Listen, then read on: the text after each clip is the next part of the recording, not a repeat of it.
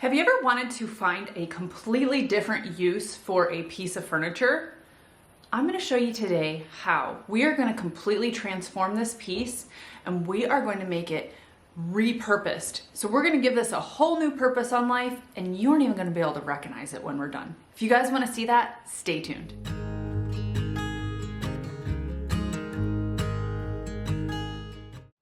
Hey everybody, my name is Crys'Dawna. Welcome to my YouTube channel.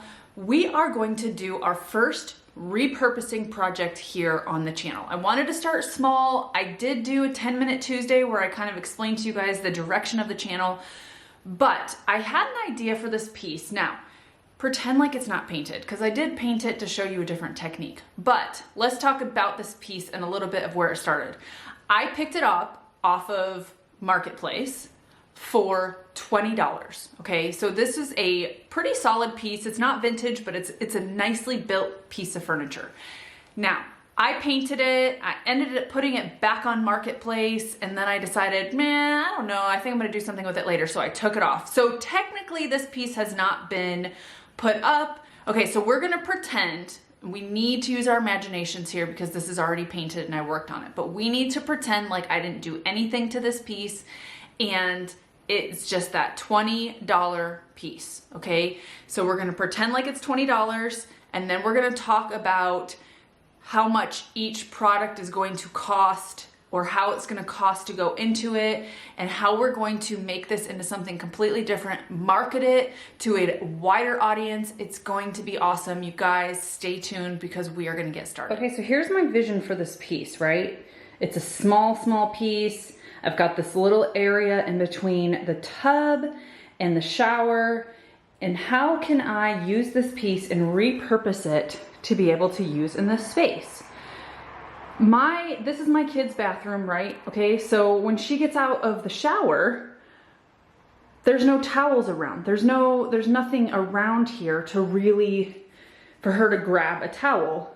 So my vision is to take the bottom two drawers out, make a shelf, and then also make a shelf at the bottom where I can put baskets, and then I can do folded up towels down here, and then maybe anything like extra shampoo or toothbrushes or whatever can go in here.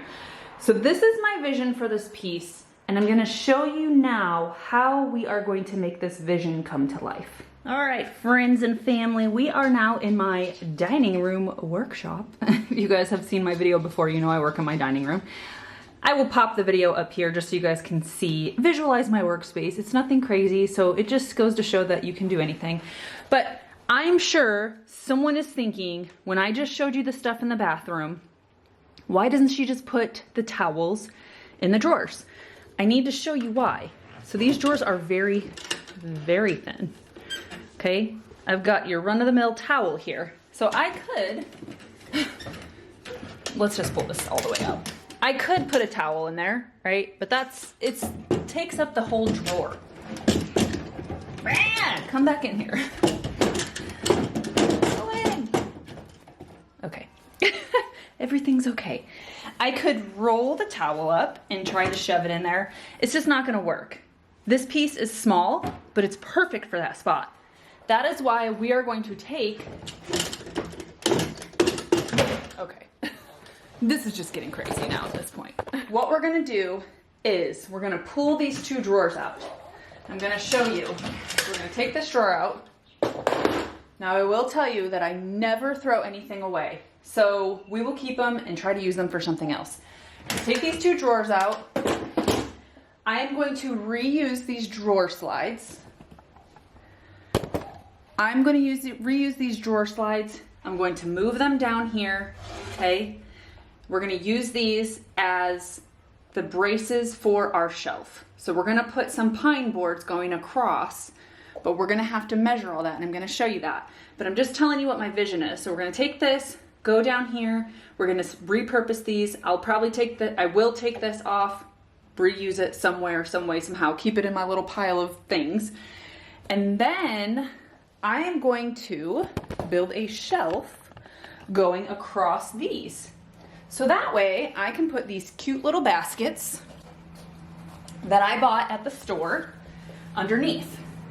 And what I did is I measured the basket. So I measured this space, I measured right here to make sure that when it sits on here, it's going to be able to be in there. It's not gonna jam up. These might touch the bottom, but they're like the perfect size. So what will I do with these ones? I'm gonna put it on a shelf, and then I'm going to set these little baskets up there. And this can be for even, you know, maybe the shampoo or toothbrushes or what have you don't fit in here because these are not very big. Remember, these shelves, these drawers are not very deep.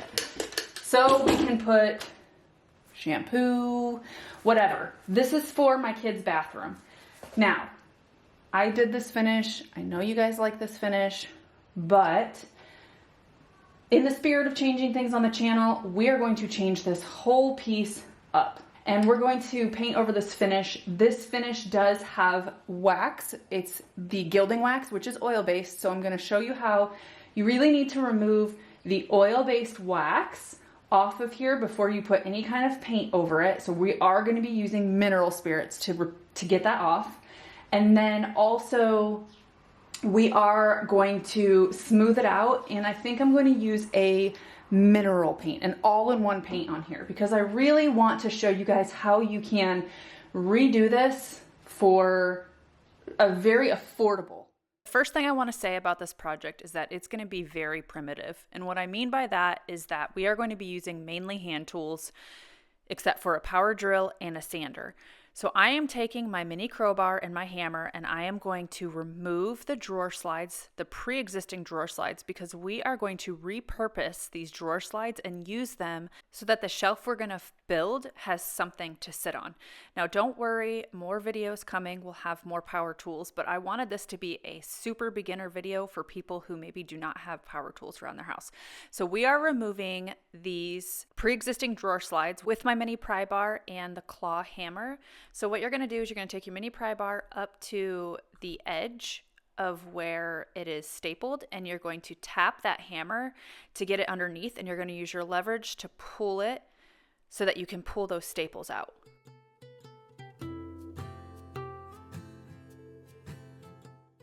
All the drawer slides are removed, and so now we're going to move them down and repurpose them. I am going to flip this piece upside down just because it's a lot easier for me to access it, and it's small. So what we need to do is we need to take these staples out. And so what I like to do is I like to flip them over and take my hammer and push them out so that the staple comes out. And I like to take my needle nose or long nose pliers, and I'm just going to pull these staples out because I will end up nailing these back in, and I just want to take the pre-existing nails and staples out. So that's what I do if I have nails that are sticking out or staples that are sticking out. I hammer them on the other side, and then I pull them out with my needle nose pliers. This is too wide for this area, so we need to cut this. So we're going to measure this area from the inside of one leg to the inside of the other, so we know how long we need these to be, and we also know how much we need to cut off.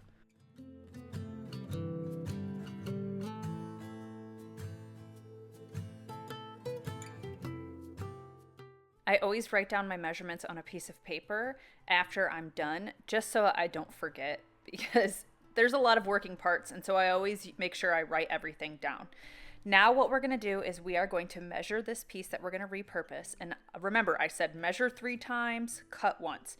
So I'm going to measure it, mark it, measure it, mark it, measure it, mark it.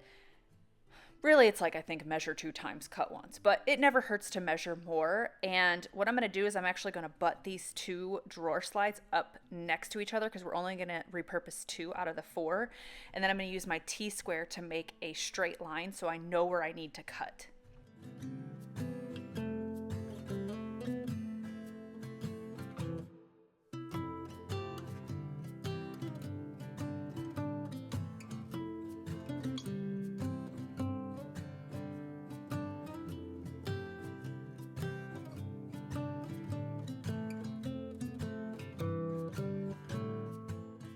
We will be using a miter box and a kerf saw for this. By all means, if you have a power saw, please use it. But this is for people who are super beginners that maybe they do not have power tools or they're not ready to invest in them. So what I do is I actually cut on the outside of the line that I marked so that it's slightly bigger than what I need, because you can always shave a little bit off. You can't add more wood to it. So for this miter box, I am going to take my wood clamp and I'm going to clamp it in so that I have leverage and it stays still so that it's not moving around. So we're going to clamp it in, and then I'm going to take my kerf saw and I'm going to saw it where the straight notches are so that it is a straight line.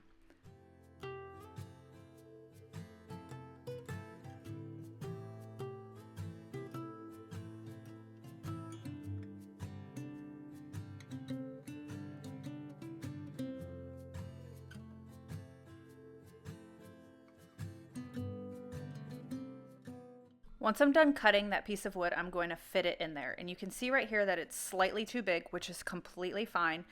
You need to be patient when you are doing stuff like this. You don't want to rush it, otherwise you are going to overcut things and then you're going to have to buy new wood. So it's not a big deal if you have to go back and just cut a tiny bit off.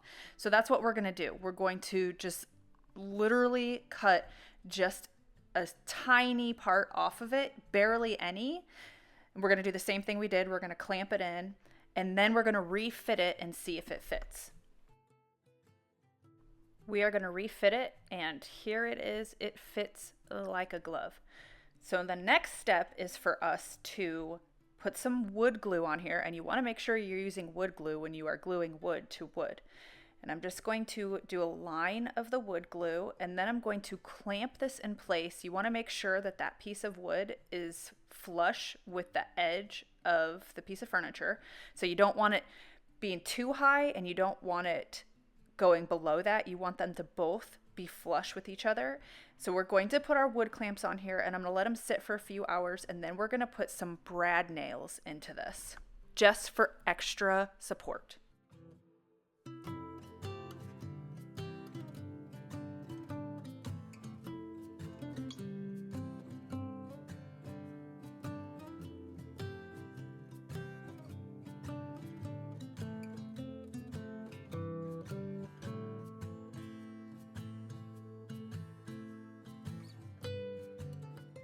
Make sure you wipe away all the excess glue. So we're going to go in with the brad nails. It's been a few hours. Brad nails are very small nails that you can hand hammer in, or there are pneumatic machines that you can use, or electric machines. We're going to do this by hand.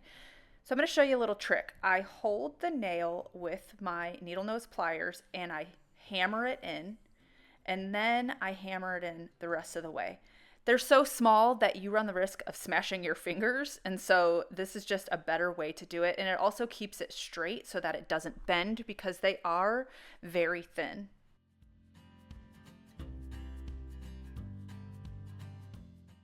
Our drawer slides have now been moved down, nailed and glued into place, and they're ready for our shelf. So we need to measure our shelf. We're going to do length by width, and we're going to write it down so that way we don't have to remember that in our head. So you're going to take your measuring tape and you're going to measure it. And you can see right here, I am measuring the width or depth, whatever you want to call it, in 3 different places to make sure I have the right number. And then I'm going to measure the length so I know how long my boards need to be.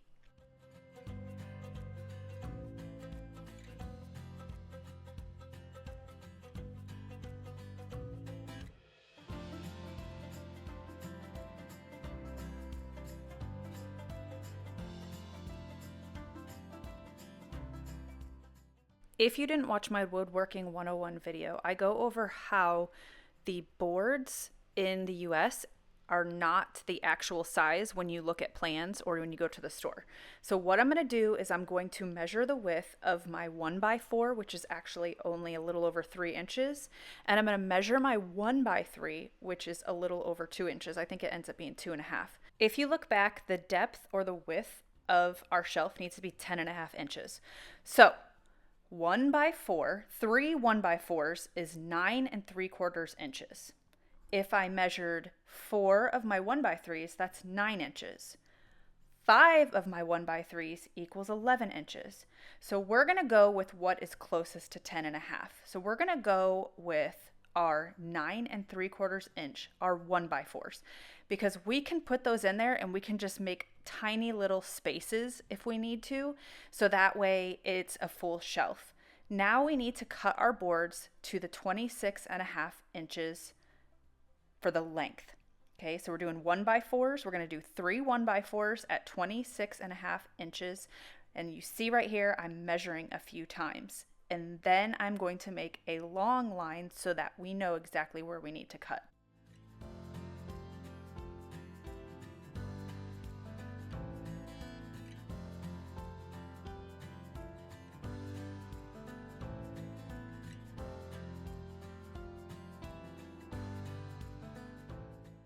I want to show you a tip. When you're not sure or you forget what side you need to cut, I always put cut on the other side of my marker because I want it to be slightly over. You never want to cut under where you have measured. So right now we're going to use our piece as a sawhorse. I'm sure someone's going to say that you should use something else, but I did go get some sawhorses, so I'll show you how to use them in a little bit. But if you don't have a sawhorse, you can still use the top of your piece. And so I'm going to clamp it down so that way it is nice and tight on there. So when I do cut it, it does not move and I have that support. So we're going to take our kerf saw, and what I'm going to do is I'm making a scoring cut. What a scoring cut is that it makes a cut so that it's easier for when I do cut, that saw is going to go with that scoring cut. People do it a lot with wood. They do it a lot with tile. It's so that you have a cleaner cut and you can saw a little bit easier. Even though I have clamps, I still push my hand down behind the clamps. So that way I have the counter pressure of me sawing over on the other side so it doesn't move too much. Again, if you have a power saw, a jigsaw, a miter saw, a hand saw, a circular saw, whatever, you can do it with that. But this is with a kerf saw, which is just as fine. It may take longer and the cuts may be not quite as smooth as an electric saw or a power saw, but it works. It does the trick. Once you're done cutting, you want to go in and you want to fit that board for your shelf, and it is perfect. So we're going to cut 2 more boards at the same length.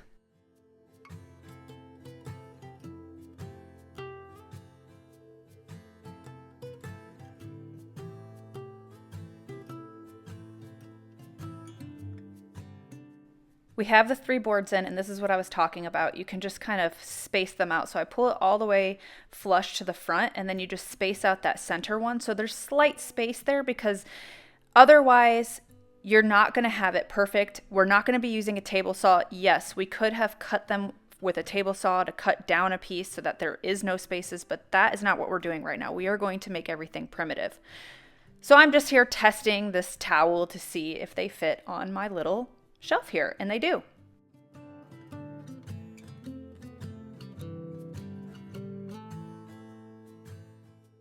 I want to build a shelf for the bottom as well to put baskets on, so it is the same exact concept. We are going to measure from length to width, and we're going to see what we want to do here. And so I'm going to do the same math that I did with the other one.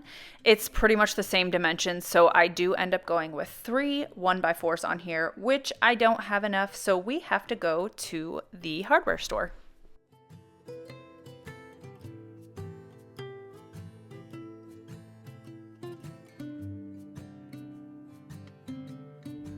Okay, put the coin in there.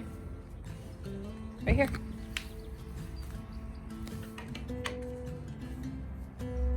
Push. Good job. Now we can pull it out. Good job. All right, back up. You got it? So we're here in Globus getting wood, and I wanted to show you guys because I live in Germany. So 18 millimeters, they put their exact sizes, so it's smaller. So in the US, this would be considered a 1x4, but this is what it's considered. We're paying €2.15 a meter. So we'll do the math and stuff later on to talk about how much it's gonna cost, but I need to get a bunch of lumber with my buddy. All right, so we've got our lumber. What did we get, Lane? I grabbed a couple sawhorses just because mine are hidden and they were a few dollars, so that way I can show you how to use those. I got a Japanese saw, which I'll show you guys how to use later on. I got a little bit bigger of a miter box so that we can show you how to use that. Mine is a little bit too small. And Lane picked out a bunch of plants. Who are these plants for? You show us? This one is for Ronnie. This one is for Sissy. This one for me. This one for me. Oh, okay. So you got 2 for yourself, 1 for me, and 1 for your sister. And you got candy. Yeah. All right, so these are the sawhorses that I picked up. You can get these pretty much anywhere. They come in plastic, metal, wood. These were only, I want to say they were like €9 a piece. So I just grabbed them because the ones that I've used for years are just buried. So we're going to use these, and I'm going to show you how you cut wood on these as well. Because I'm sure someone's going to yell at me for cutting wood on the dresser over here. Little piece. Okay, so we're going to go outside with our sawhorses and cut the 1x4s for the bottom shelf. You're going to do the same exact thing that I did before. You're going to measure and you're going to mark, and then you're going to take your wood clamps and you're going to clamp them to the sawhorses so that way you have stability when you cut.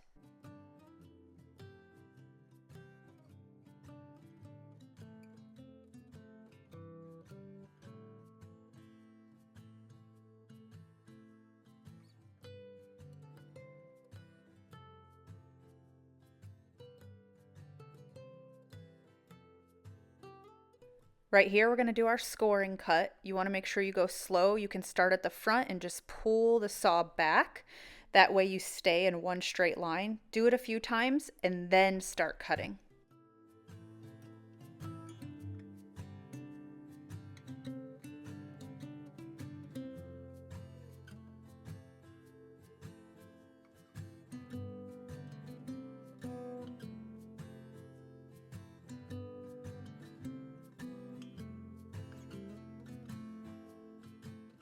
We're going to fit the bottom with our 3 boards that we did. We're going to do a dry fit here just to make sure that everything looks good and make sure that the baskets fit before we go in and we start screwing this stuff in.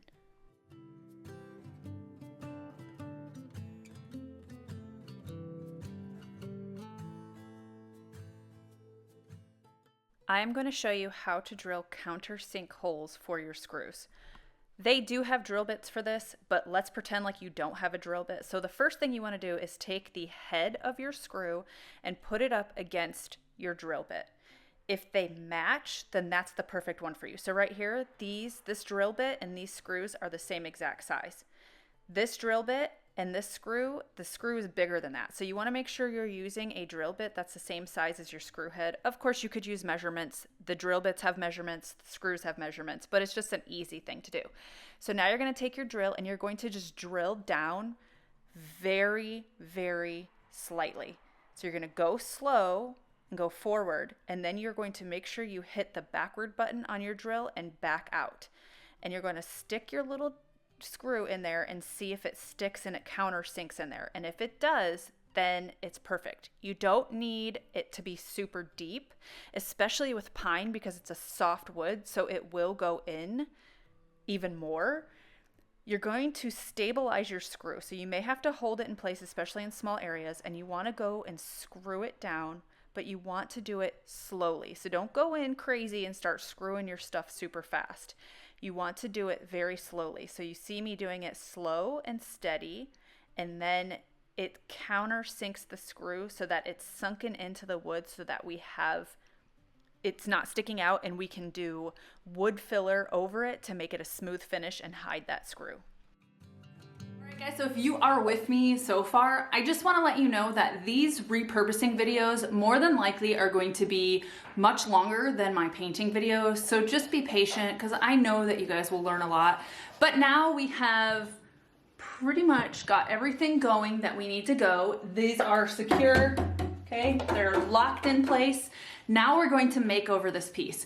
What we're gonna do is I'm going to use some wood filler to fill these little holes here so that we don't have problems. So we're gonna do wood filler, wait for that to dry, sand it down. I am going to sand this wood smooth before we do anything else with it. I'm not sure if we're gonna paint it or stain it. It does have oil-based wax on it, the gilding wax, so we're gonna take some mineral spirits and go over it. That way we can remove it, because we are going to use, I think, a mineral all-in-one paint on this. That way we don't have to seal it, we don't have to prime it, none of that stuff, and it's just going to be a nice, clean looking piece for a bathroom is what my intention is. So let's get started on filling holes and painting and all the things.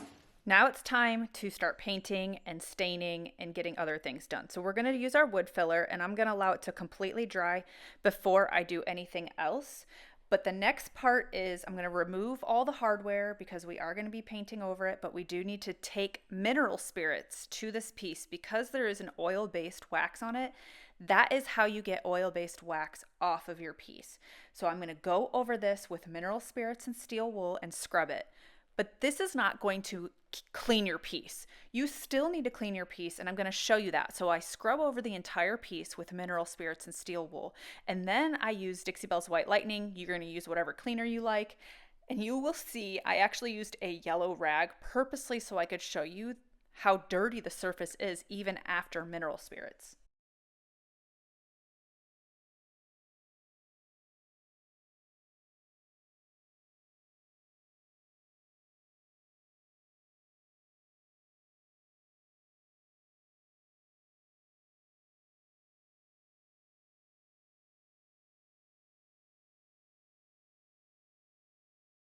So you're going to see right here on the rag how dirty the surface is even after using mineral spirits. It's really important for you to clean your piece first before you sand it.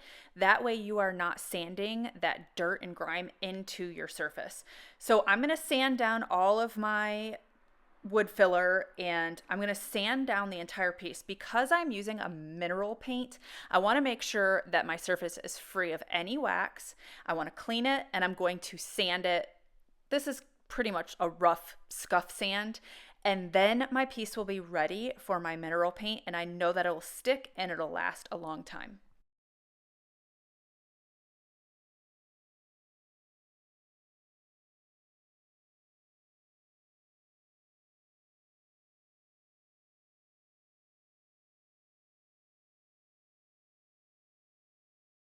The products I chose for this are the Silk All-in-One Mineral Paint in Hampton Olive and a No Pain Gel Stain in Walnut. So you do not have to seal the Silk Mineral Paint after it is done. It cures in 30 days. I am going to use the oil-based stain on the wood. You do need to seal it, so I'm going to wait 72 hours and we'll end up sealing it with Gator Hide later on. But this Silk Mineral Paint, you need to make sure that you stir it really well, and you want to use a dry synthetic brush when you put it on, but this self-levels so beautifully. I really love this color. It's such a nice color. It's just calming to me, I think. So I'm painting the entire piece with the Hampton Olive, but I am going to put some tape in places where I want the stain to be, so that way I don't get paint on that wood.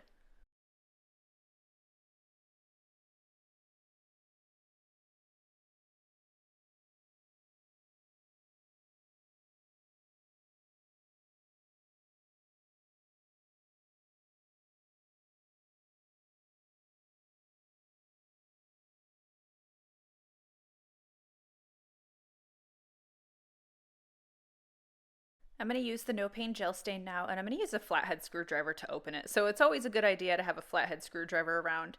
You want to stir it.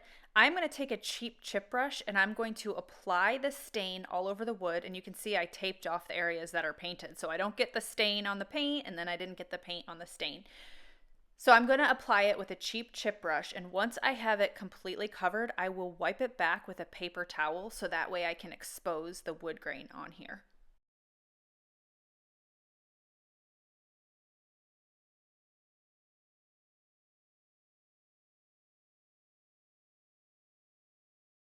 You can use a water-based sealer over an oil-based stain, but you need to make sure it's completely dry.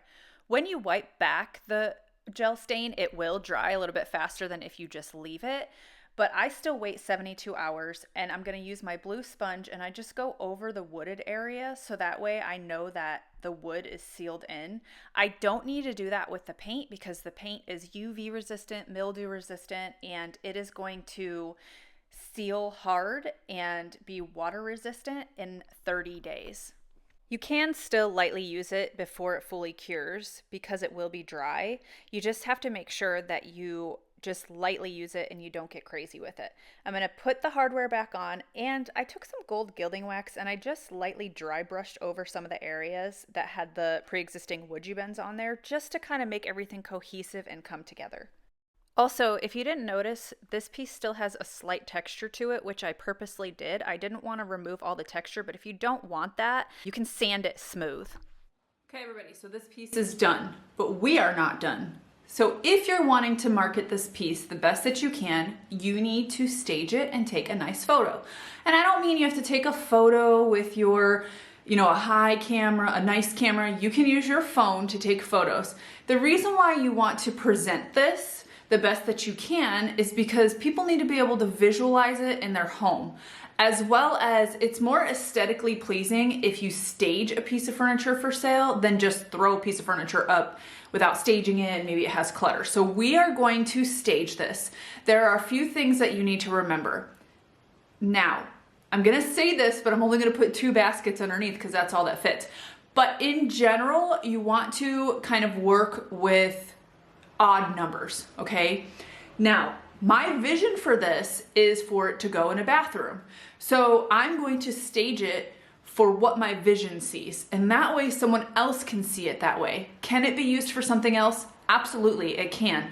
But I'm gonna stage it the way I have built it to and envisioned it, so that way maybe someone else can see it that way as well. Also, with color staging, I suggest that you get a color wheel, and we're gonna go over that in a second, but right now we are going to stage this piece to get it ready to take pictures to be able to put it on Marketplace. All right, so here comes the staging part. This is actually one of my favorite parts. I am going to put the baskets on the bottom shelf, and then you're gonna see me kind of step back because I wanna make sure that they are even and evenly spaced so that it looks nicer in a video. And then you're gonna see me kind of go through a few different ideas for staging. And this is what you're really gonna have to do. You're gonna have to mess around, stage it with a few things, step back, see how you feel. So I used some hand towels, I rolled them up, I put them in here, and then I decided, nah, I don't like that. I got some big towels, I put them in there with the hand towels, decided I didn't like the way that looked either. And so you're gonna see me go through a few different things. Really, the only tips I can give you is to just use things around your house so that you're not spending a bunch of money on staging stuff. But you need to just test it and play around with different stuff and just keep stepping back and looking at it and seeing how you feel about it. Now this piece, I'm going to use pretty neutral colors on it. So even though we talk about the color wheel and how these colors are green and the colors across the color wheel are like purplish pinks, that didn't go well. That's not going to go well with this piece. So we're going to just do a neutral boho vibe on this piece so that it catches someone's attention, but it's aesthetically pleasing. So right here you can see the color wheel. We've got green, and then the complementary colors are reds, purples, pinks. That's not going to look good with what we're trying to do here. So we're going to stick with the earthy neutral tones. Remember I said work in odd numbers, so I'm playing around with stuff on the top, and I don't like the way the white one looks, and I try to stack them by height. So there we are. We have 3 jars. I have my hats on the wall that I always have on the wall. You don't have to put stuff on the wall. It's just part of my brand now. So I have the hats. I have, pretty much 3s except for the basket. I'm going to take a picture with my phone. The key is to step back so that there's space on all 4 sides of your piece of furniture so that it doesn't feel crowded. So once you take your picture, you want to kind of look at it, make sure it looks good, make sure it's not blurry, and then I'm going to show you what I did here on my phone. Okay, so this is a screen recording of my phone. What I'm going to do is go into the picture, I'm going to hit the edit button, and we are going to crop it. So we're going to crop it a little bit over on the sides, but you still want to keep that space. If it feels like it's not straight, straighten it a little bit, and then you're going to hit done. And that's going to show you what your picture looks like after you've done that. Now, if you feel like you need some different color, you can go in and you can mess with the exposure to lighten it up a little bit. I think I lightened it a little bit too much, but you can mess with the exposure and this will give you a nice picture for you to be able to post. Okay, everybody, so this video is done. I know it was a little bit longer, but it is a very start to finish. Also, I am going to have a little graphic here for you for prices of each thing and kind of give you an idea of what you can put it up for. Here is the general rule of thumb. You take your supplies, so the piece of furniture and anything that you use. Now remember, if you buy a full jar of paint, chances of you using the full jar of paint, especially on a small piece, is not likely. So make sure you're equating for that. If you only used half the jar, only, put in half, because you're going to use that on another project. Or you could charge for the whole jar and then not charge it in the next project when you're figuring out your prices, but you should always. So supplies and then labor. So what do you want to charge yourself? Do you want to pay yourself $10 an hour? Do you want to pay yourself $30 an hour? It's up to you to decide and how many hours it took you, or if you're experienced, how many hours should it be taking, kind of like the concept of a mechanic. Obviously, when they first started, it took them 5 hours to do brakes. And that's not how long it takes to do brakes, but I'm just giving you an example. So it took them 5 hours, and then they became more efficient and it only takes them 2.5 hours. But you remember, when you are paying someone for a service, you're not paying for them to do, oh, they only took them 2.5 hours. No, you're paying for their experience. So if they charge 5 hours and only takes them 2.5 hours, that's because they're more experienced, okay? You do what's comfortable for you. If you only want to charge exactly how much time you put in it, that's up to you. So supplies, labor, and then a general rule of thumb is to mark it up 20%. So you take those two and then you multiply it by 20%, and that's what you charge. Now, with that being said, the more you do this, maybe it's a bigger piece, you will adjust it. This is not set in stone, so I don't want someone to come back and be like, well, I'm not making money off that. I'm just giving you what I was told in the beginning, and then once you go through more, you'll get more comfortable with what your pricing is and how much you're gonna charge. Specialty finishes are more. Believe it or not, painting white is usually cost more because it's more prep. So just know that this PowerPoint or graphic I gave you is just a general rule of thumb for you to get started, and then when your business evolves, you will figure it out from there. So thank you guys so much for watching. I hope you enjoyed this video. I hope you enjoyed my little makeover. I know it's not super colorful like you're normally used to, but that super colorful video or more of an artistic finish will be coming in a few days. All right, guys, have an awesome week. If you are not subscribed, make sure you subscribe. Everything I use is always in the description below, so if you want to recreate this look or you need to know what I used, click on that link and it will click on the See More link and it'll tell you everything that I used. Have an awesome day, happy creating, and I will see you guys next time. Bye. Okay, before we go, I'm gonna show you guys nice staged pictures, but here is where it is in my bathroom. See if I can get some more light. Turn the lights on. And there you go. Looking good. I will probably put different towels underneath there, but it looks really nice. Let me know what you guys think.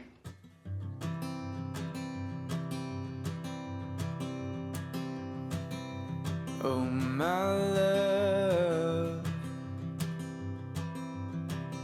you're such a fragile thing, I know. And with the winter comes the ice, the snow, but I'm here to hold.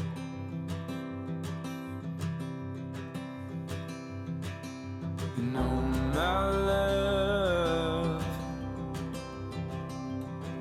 don't worry about the cold just yet. The trees haven't started to shed. Just feel the summer sun as it warms.